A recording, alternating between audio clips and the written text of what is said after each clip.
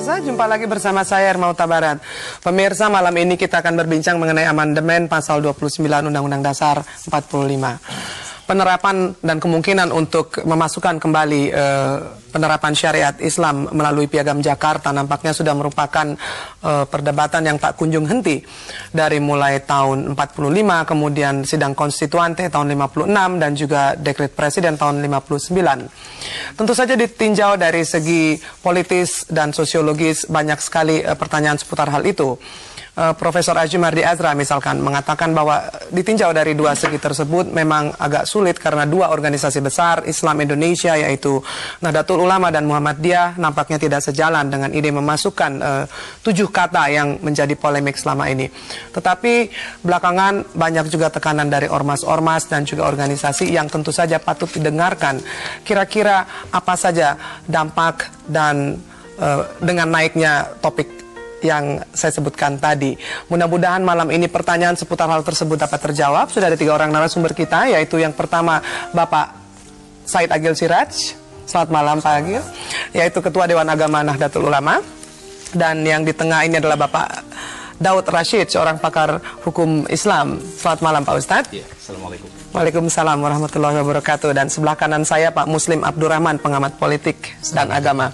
Apa kabar Mas? Baik. Ya, saya mau ke Pak Agil dulu. Pak, ini kan penambahan 7 kata ini memang merupakan satu hal yang sudah lama sebetulnya kembali dari tahun 45 sampai sekarang.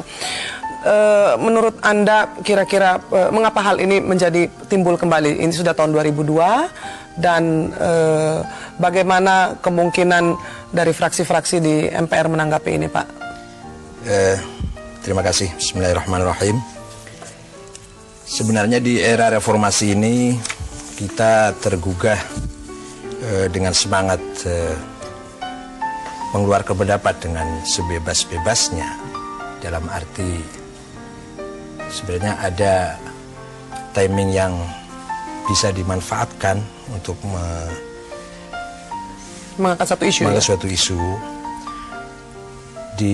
Dari pihak kami, dari organisasi Nahdlatul Ulama, sangat mendukung dengan adanya beberapa amandemen dengan persyaratan-persyaratan yang kita sudah dengar dari fraksi PKB dan lain-lainnya. Khusus mengenai pasal 29, organisasi Nahdlatul Ulama sejak didirikannya sampai sekarang, bahkan diperkuat lagi dengan keputusan Musyawarah Ulama Nahdlatul Ulama yang baru saja dilaksanakan di Pondok Gede sejak tanggal 25 sampai 28 Juli, memutuskan bahwa tidak sependapat kalau dimasukkannya kembali 7 kata ke dalam pasal 29. Dalam arti adalah bukan berarti NU tidak semangat untuk mendakwahkan Islam atau mensyiarkan agama Islam, akan tapi yang diutamakan adalah kita menghindari terjadinya benturan-benturan sesama bangsa, sesama kita ini. Karena NU punya filosofi tri-ukhuwah, ukhuwah Islamiyah, ukhuwah watoniyah, dan ukhuwah basyariyah. Membangun persaudaraan sesama Islam, sesama Muslim, dan membangun persaudaraan sesama sebangsa dan setanah air, dan terakhir membangun persaudaraan sama umat manusia. Ya, tadi dari ucapan Mas Agil berarti ada kekhawatiran apabila isu ini dikedepankan akan bisa menimbulkan bukan hanya polemik tetapi bisa berubah menjadi konflik. Betul, bukan hanya kekhawatiran konflik antar muslim dan non-muslim, tapi yang lebih kita khawatirkan lagi adalah sesama umat Islam itu sendiri. Misalkan pasal 29 dikembalikan lagi, dimasukkan kembali 7 kata itu dengan berkewajiban menjalankan syariat Islam bagi pemeluknya. Syariat yang mana? Sebab dalam Islam itu sangat banyak mazhab, sekte, dan aliran. Oke. Jadi sesama Muslim pun masih akan berdebat mengenai syariat macam mana. Saya ke Anda Pak Ustadz, kira-kira yang dikatakan oleh Pak Agil tadi akan bisa menimbulkan konflik bukan hanya Muslim non-Muslim tetapi antar Muslim sendiri karena syariat itu sendiri masih belum jelas definisinya syariat yang mana. Ya, saya kira itu asumsi praduga saja, praduga yang tidak didasari oleh sebuah penelitian begitu. Kita harus kembalikan persoalan itu ke sejarah. di mana sejarah mencatat bahwa Piagam Jakarta itu adalah sebuah hasil kompromi antara kelompok sekuler dengan kelompok Islam. Ini harus dicatat ini. Jadi dulu itu bahwa Piagam Jakarta itu bukan usulan dari kelompok Islam di BPUPKI. Ini yang pengkhianatan terhadap sejarah yang tidak dibongkar. Dahulu kelompok Islam itu termasuk diantaranya Kiai Haji Wahid Hashim yang orang pendiri NU sendiri itu sangat setuju sekali dengan ide bahwa falsafah, landasan falsafah negara Indonesia ini adalah Islam. Kemudian berdebatlah dengan pihak-pihak sekuler di BPUPKI sehingga tidak ketemu jalan dan akhirnya mentok. Lalu muncullah ide, itulah dia yang dinamakan Piagam Jakarta. Dalam arti kata bahwa Piagam Jakarta itu bukan sebuah hasil yang pertama yang dimajukan oleh kelompok Islam, tapi umat Islam, kalangan Islam pada saat itu sudah mundur selangkah itu ketika menerima Piagam Jakarta itu. Oleh karena hasil kompromi ya, jadi Anda katakan itu hasil kompromi ya. Itu disepakati kedua belah pihak.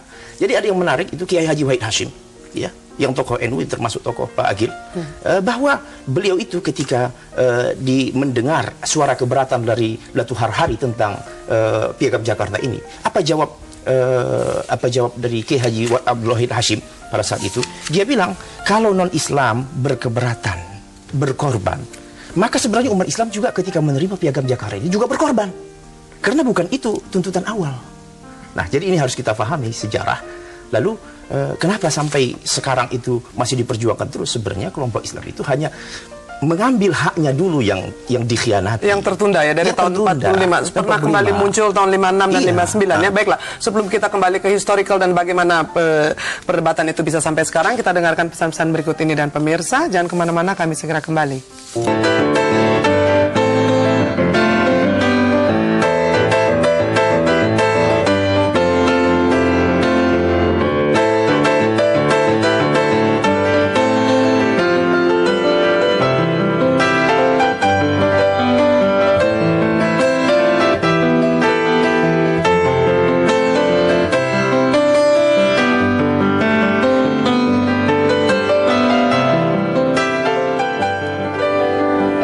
Pemirsa, terima kasih masih bersama kami. Tadi kita dengarkan Pak Daud Rashid mengatakan bahwa sebetulnya Piagam Jakarta pun itu adalah kompromi dari kelompok Islam pada waktu itu ya.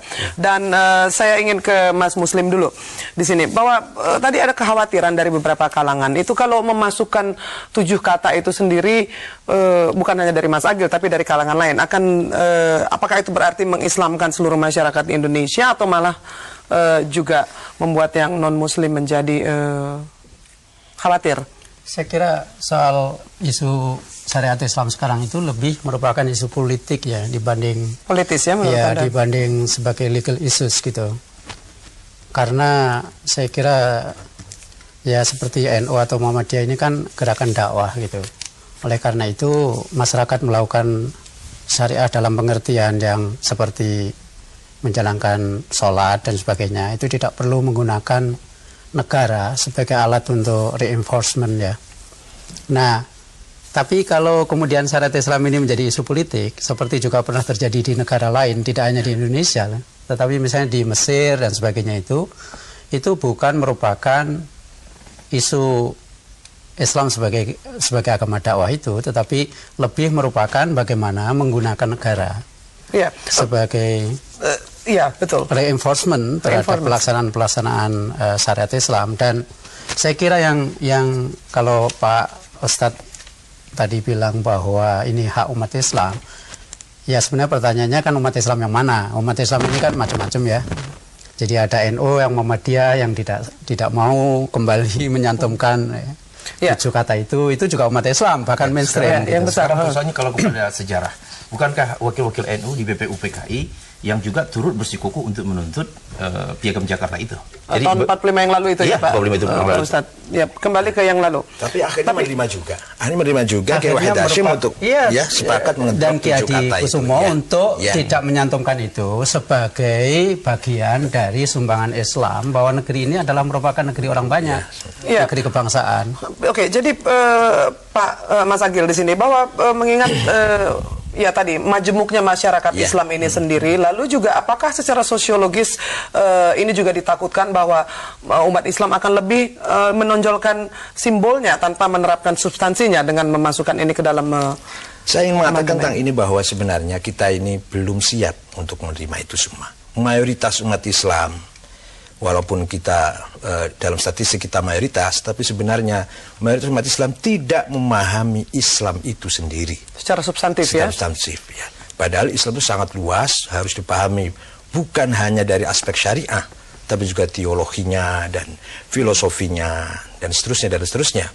Nah, ini akan terjadi ketimpangan yang bisa menjadikan, yang bisa memalukan Islam itu sendiri. Iya, Pak Ustadz, itu kekhawatiran bahwa memang simbol-simbol yang memang lebih menonjol daripada substansi itu. Justru gara-gara tidak diterapkan syariat Islam itulah orang semakin awam.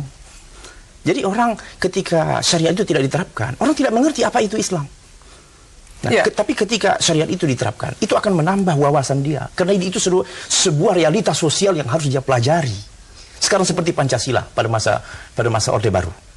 Orang tadinya tidak tahu apa Pancasila, tapi ketika dia sudah menjadi sebuah keharusan, orang harus belajar.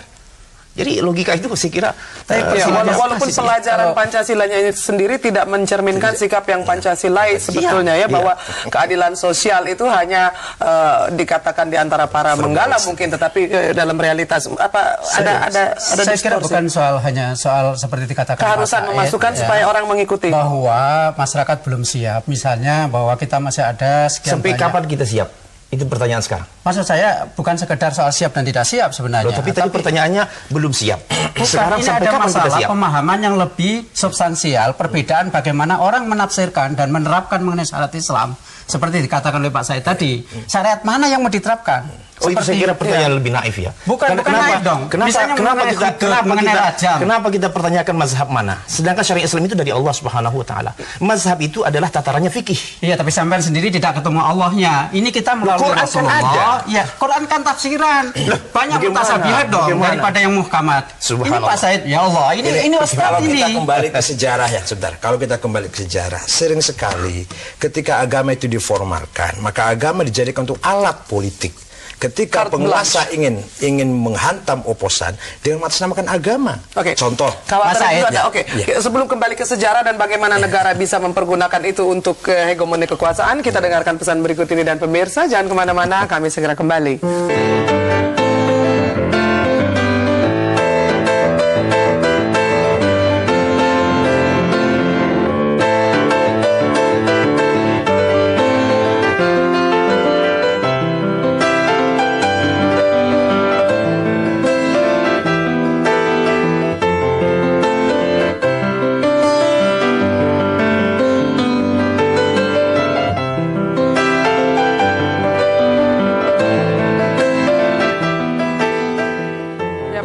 Tadi kita dengarkan Pak Agil Siraj mengatakan bukan hanya Muslim di Indonesia yang relatif belum siap, tetapi juga sejarah mengatakan bahwa agama dapat dipergunakan sebagai carte blanche untuk sesuatu yang negatif. Dan saya lanjutkan tadi sejarah ke belakangnya, Mas Agil, kekhawatiran itu. Karena waktunya singkat ya, kita contoh 1, 2, 3 saja.